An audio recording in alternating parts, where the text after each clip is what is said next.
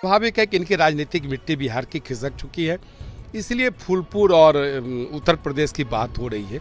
और उनको पता नहीं है कि उत्तर प्रदेश में एक मजबूत सरकार चल रही है और उत्तर प्रदेश के लोग मजबूत सरकार को देखना चाहते हैं। बिहार से महागठबंधन के साथ ये जब आए तब तक बिहार को अपराधियों के मुंह में धकेलने का काम किया। तो इनकी ये सारी चीज़ें पूरे देश के मतदाता जानते हैं, इसलिए इनकी स्वीकार्यता अब न बिहार में होने वाली है, न बिहार के बाहर अन्य राज्यों में होने वाली है। लेकिन आप देख रहे हैं न्यूज़4 नेशन में आपके साथ अभिजीत सिंह। जदयू की तरफ से अब ये कहा जा रहा है कि मुख्यमंत्री नीतीश कुमार अब उत्तर प्रदेश के फूलपुर से चुनाव लड़ेंगे लोकसभा का। उनका साफ तौर पर कहना है कि वहां से अगर चुनाव लड़ेंगे तो वो लोकसभा सीट जीतेंगे। इसी बात करने के लिए हमारे साथ हैं बिहार के पूर्व उप मुख्यमंत्री तारकिशोर प्रसाद। सर, अब मुख्यमंत्री उत्तर प्रदेश से चुनाव लड़ने वाले हैं। देखिए, बिहार के मुख्यमंत्री श्री नीतीश कुमार जी लंबे वक्त से मनोनयन के द्वारा बिहार विधान सभा में आते रहे हैं, बिहार विधानमंडल में आते रहे हैं। और इसके पूर्व भी जब उन्होंने आम चुनाव लड़ा तो काफ़ी अल्पमत से वे निर्वाचित हुए हैं। और जिस प्रकार से महागठबंधन सरकार के मुख्यमंत्री के रूप में वो जब से आसीन हुए हैं तब से बिहार की जो हालात हुई है, बिहार अपराधियों के चंगुल में चला गया है। बिहार में रोज़ हत्याएं हो रही है, रोज़ लूट की घटनाएं हो रही है। सरकार के पास कोई स्पष्ट विजन नहीं है कि हम किस प्रकार से शेष वर्षों में बिहार को हम किस ओर ले जाना चाहते हैं। तो स्वाभाविक है कि इनकी राजनीतिक मिट्टी बिहार की खिसक चुकी है, इसलिए फूलपुर और उत्तर प्रदेश की बात हो रही है। और उनको पता नहीं है कि उत्तर प्रदेश में एक मजबूत सरकार चल रही है और उत्तर प्रदेश के लोग मजबूत सरकार को देखना चाहते हैं। अपराध मुक्त उत्तर प्रदेश को उत्तर प्रदेश के मतदाताओं ने महसूस किया है। तो उत्तर प्रदेश के लोग क्यों चाहेंगे कि हम ऐसे राज्य के मुख्यमंत्री को यहाँ उत्तर प्रदेश से सांसद बनाएं जो पूरे बिहार को अपराधियों के चंगुल में धकेल दिया हो।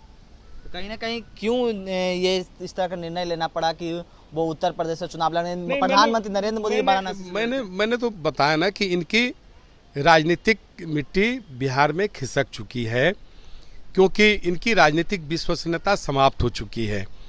अब इनका जो एक क्रेज था, बिहार में लंबे वक्त तक मुख्यमंत्री रहे। हम सब 2005 में एनडीए की सरकार साथ चलाए, कुछ अच्छे कामों को भी अंजाम दिया। लेकिन जिस प्रकार से महागठबंधन के साथ ये जब आए तब तक बिहार को अपराधियों के मुंह में धकेलने का काम किया।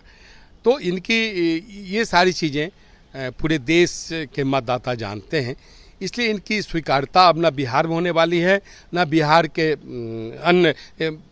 के बाहर अन्य राज्यों में होने वाली है। लेकिन सर, इंडिया गठबंधन बनकर तैयार हो गया, अब एनडीए से लड़ाई है इंडिया का। देखिए, INDIA का तो अभी गठन ही नहीं हो पाया।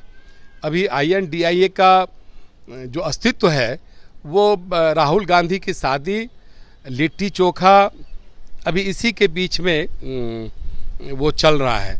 ना ये संयोजक तय कर पाए हैं, ना INDIA जो लोकसभा चुनाव की दृष्टि से जिसका गठन हुआ उसका नेता का चयन नहीं हो पाया है। किसके नेतृत्व में आखिर INDIA की सरकार भारत में बनाना चाहते हैं? इनका कोई एजेंडा नहीं है, इनका एक ही एजेंडा है कि नरेंद्र मोदी को रोको। नरेंद्र मोदी को क्यों रोको? इसलिए कि नरेंद्र मोदी ने पूरे देश में अपने अच्छे कार्यों के द्वारा, लोक कल्याणकारी कार्यों के द्वारा अपनी एक पहचान बनाई है। अंतर्राष्ट्रीय स्तर पर भारत को एक मजबूत भारत के रूप में पहुंचाने का काम किया है। आत्मनिर्भर भारत के निर्माण में नरेंद्र मोदी जी ने लगातार अपने अच्छे सुशासन से, लोक कल्याणकारी योजनाओं से भारत के मतदाताओं को, भारत के लोगों को प्रभावित किया है। तो इसी के कारण इनकी घबराहट है। लेकिन जिस तरह से कहें तो एनडीए का लड़ाई है इंडिया से, लेकिन कहना है कि तीसरी बैठक अब होगा, तीसरी बैठक में सब मालूम चल जाएगा कौन सीट कितने पर लड़ेंगे, संयोजक कौन बढ़ेंगे।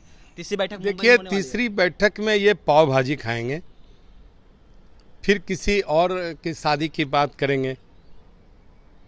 ये पाव भाजी खाने के लिए मुंबई में एकत्रित हो रहे हैं।